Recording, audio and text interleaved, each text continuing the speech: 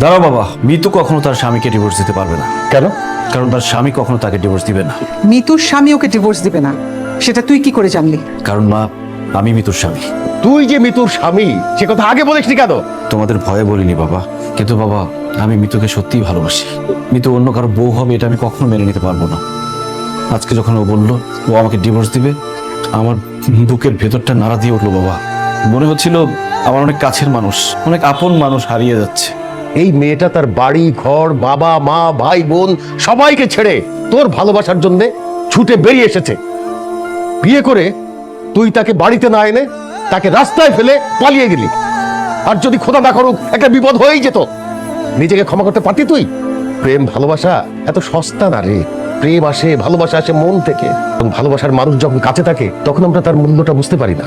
যখন সে হারিয়ে যায় তখন আমরা বুঝতে পারি সে কতটা মূল্যবান ছিল আমাদের কাছে।